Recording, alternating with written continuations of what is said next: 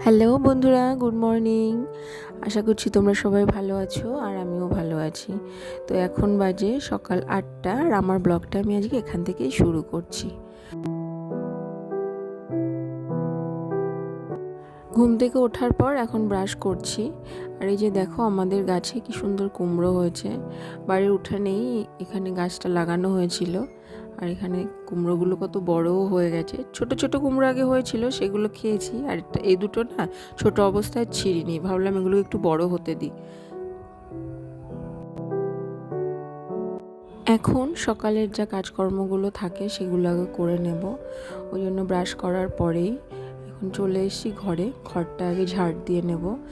ঘরটা পরিষ্কার করার পরে তারপরে আরও অন্য অন্য কাজ যা আছে সেগুলোই শুরু করব। আসলে বাসি ঘরে না কোনো কাজই শুরু করা ঠিক নয়, সেটা আমাদের মনে হয়, আমাদের বাড়িতে সেটাই মানা হয় আর কি। ছেলেকে ঘুম থেকে উঠিয়ে দিয়ে ওকে ব্রাশ করিয়ে দিয়েছি, এখন ওকে খাওয়াচ্ছি।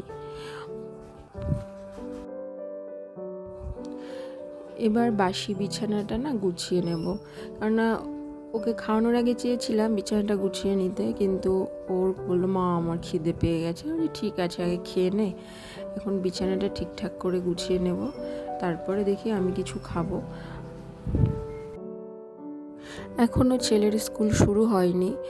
এক্সাম হওয়ার পর যে ছুটিটা, সেই ছুটিটাই এখনও কাটাচ্ছে। স্কুলের রেজাল্ট আউট হয়ে গেছে, এপ্রিল থেকে স্কুলটা শুরু হয়ে যাবে। তখন তো এত লেট করেই কিছু করলে হবে না, তখন অনেক সকালে ঘুম থেকে উঠে সমস্ত কাজকর্ম সেরে ছেলেকে স্কুলে দেওয়া নেওয়া সব কিছুই করতে হয়। ওই জন্য ছেলে স্কুল ছুটি বলে নিজেও একটু বেশি টাইম পাচ্ছি সকালে ঘুমোনোর, আর ও একটু বেশি টাইম করে ঘুমোতে পারছে। কিন্তু এটা আবার ভয় হচ্ছে যে এই যে স্কুল ছুটি পড়ে গেছে, এখন যদি বেশি টাইম ঘুমোচ্ছে, এরপরে স্কুল শুরু হলেও তো উঠতে পারবে তো ঘুম থেকে। যাই হোক, কালকে রাতে কটা ছোলা ভিজিয়ে রেখেছিলাম, সেটাই এখন খাচ্ছি। আজকে আর সকালে চা খাবো না, মাঝে মধ্যে ছোলা ভিজিয়ে রাখি সেটা খাই। এরপর চলে এসেছি কিচেনে। সকালে যে টিফিনটা করব তার জন্য একটু পাস্তা বানিয়ে নিচ্ছি। ব্রেকফাস্ট করার পর ওপরে চলে এসেছি। লাঞ্চটা রেডি করার আগে এই ক্লিনিংটা করে নেব। যেদিন আমার এই সমস্ত কাজ থাকে, আমি দুপুরে রান্না করার আগে এগুলো করে নিই। না হলে না রান্না করার পরে আর ইচ্ছা করে না যে এগুলো করি, তখন একদম এনার্জিও পাই না। ওই জন্য যেদিন এই ক্লিনিংয়ের কাজ থাকে সেদিন আমি, সব দিন তো করি না, সপ্তাহে 2-3 দিন করি, তা যেদিন এই কাজগুলো করি সেদিন আগে এগুলো করে নিই। ব্রেকফাস্ট করার পর আগে এগুলো করে নিই, তারপরে আমি দুপুরের রান্নাটা রেডি করি। সেজন্য চলে এসে এখন এগুলো করছি, তারপরে আবার কিচেনে চলে যাব।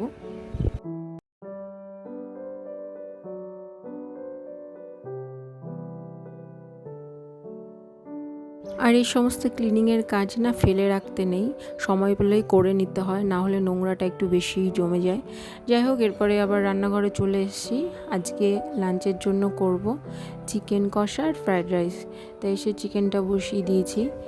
কড়াইতেই চিকেন করি, কিন্তু আজকে চিকেনটা একটু বেশি পরিমাণে করব, তো ওই জন্য এই বড় এই ডেকচি মতো আর কি, এটাই করে নিচ্ছি।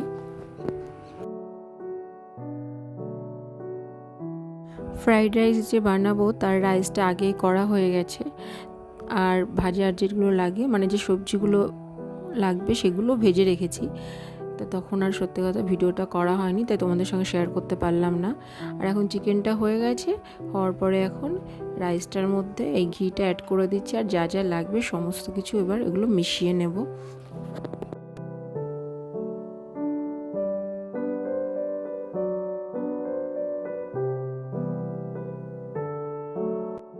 আমার দুপুরের খাবার দাবার রেডি হয়ে গেছে। এখন একটু তরমুজটা কেটে নেব।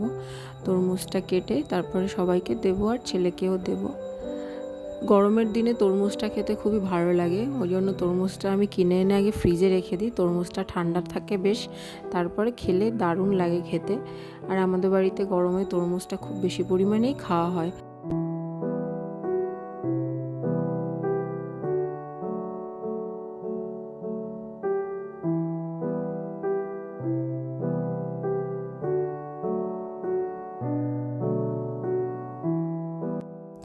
রান্না বান্না করার পরেও কিচেনে এত ধরনের কাজ থাকে।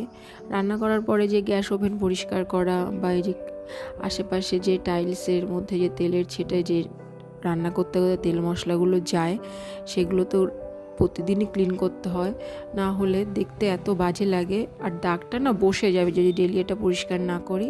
ওই জন্য রান্না করার পরে এগুলো আগে করে নিই।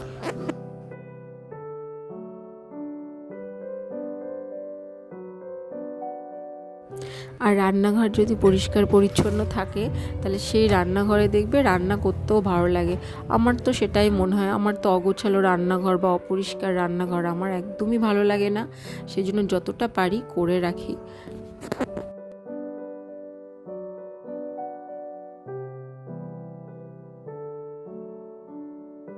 আসলে সাজানো গোছানো সুন্দর জিনিস দেখতে সবারই ভালো লাগে, কিন্তু তার পেছনে যে কতটা পরিশ্রম থাকে সেটা যারা করে তারাই একমাত্র জানে। তো এরপরে চলে এসে এই বাসনগুলো ধুয়ে নেব। রান্না করতে করতে বাসনগুলো নোংরা হয়ে গেছিলো, এখন এগুলো ধুয়ে মেজে পরিষ্কার করে নেব, তারপরে চলে যাব স্নান করতে।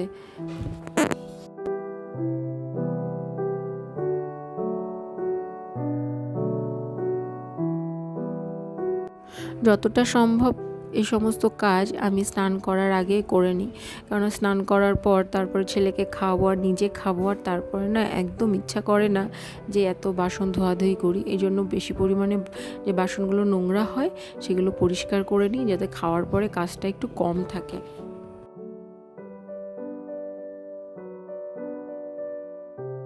আর এই সমস্ত ছোট ছোট টিপসগুলো যদি আমরা কাজের ক্ষেত্রে ইউজ করি না, দেখবে আমাদের কষ্টটাও কম হবে আর আমাদের কাজগুলো খুব তাড়াতাড়ি হয়ে যাবে। আমি অন্তত এই সমস্ত টিপসগুলো ফলো করি, ওই জন্য আমার অন্তত কাজগুলো একটু তাড়াতাড়ি হয়ে যায়। কিচেন থেকে এসে তারপরে ছেলেকে স্নান করিয়েছি, আর তারপরে এক বালতি জামা কাপড় এগুলো কাচলাম। প্রতিদিনই জামা কাপড় কাচতে হয়, প্রতিদিন চেষ্টা করি। মাঝে মধ্যে যখন দেখি খুব টায়ার্ড লাগছে সেদিন মেজ দিই, কিন্তু চেষ্টা করি ডেলির জামা কাপড় ডেলি কাচতে, নাহলে একসঙ্গে না অনেক জামা কাপড় জমে যাবে, তখন একসঙ্গে অনেক কাচাকাচি করতে ভীষণই কষ্ট হয়। তো আজকে এই কাচাগুলো করে নিলাম, এরপরে আমি স্নান করতে যাব। খুব ভালো রোদ আজকে, অন্তত 2-3 ঘন্টা যদি রোদটা পাই তাহলে জামা কাপড়গুলো সব শুকিয়েই যাবে। এই জন্য ছাদে চলে আসি সবসময় জামা কাপড়গুলো মেলতে। নিচে উঠোনেও মেলে দিলে হয়, কিন্তু উঠোনের রোদটা না এতটা পাবে না ছাদে যতটা পায়। সকাল থেকে এই দুপুর পর্যন্তই কাজের ব্যস্ততাটা একটু বেশি থাকে, এরপরে দুপুরে খাওয়া দাওয়ার পরে একটু কাজের চাপটা কম থাকে। তো চলো বন্ধুরা, আমি আমার আজকের ব্লগটা তোমাদের সঙ্গে এ পর্যন্তই শেয়ার করলাম। দেখা হবে তোমাদের সঙ্গে নেক্সট ব্লগে। আশা করছি তোমাদের ভালো লেগেছে, আর তোমাদের যদি ভালো লাগে তোমরা আমার চ্যানেলটা সাবস্ক্রাইব করে দিও যারা নতুন আর কি, আর যারা আমার চ্যানেল আগে থেকেই আছো তারা লাইক কমেন্ট শেয়ার অবশ্যই করো। সবাইকে টাটা।